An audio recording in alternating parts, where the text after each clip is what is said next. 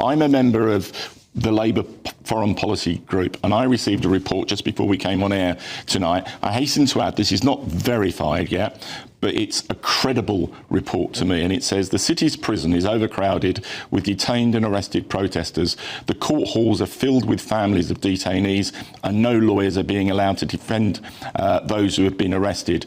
People believe that some kind of toxic chemical substance has been used against protesters, causing some of the injured to lose their lives days later. Wow. The number of those killed and injured is very high. If that is true, I think that's extraordinarily concerning. Wow. So just to clarify on that then, Bill, the information that you seem to be getting there is from a credible source, so that the Iranian regime, the Ayatollah, might have used some sort of chemical weapon against their own people, against protesters, and we are now seeing a delayed reaction to that then. So we're a few days on from that, a couple of days on from that, and now we're starting to see loss of life as a result of that. Yeah, I mean, look, you know, there's history in this part of the region. You look at Saddam Hussein, you know, who used gases against 5,000 people in Halabja and murdered them brutally. And I feel this has got real echoes of that. Well, and where is our red line on this? Where is Trump's red line on this? I suppose that's the more pressing question, really, given that he would unquestionably be the one who would launch the first strike, if there is one.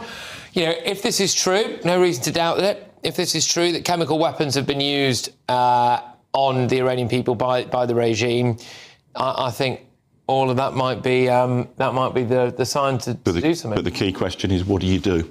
You know, because it's very different externally, and you know, I was part of it in government.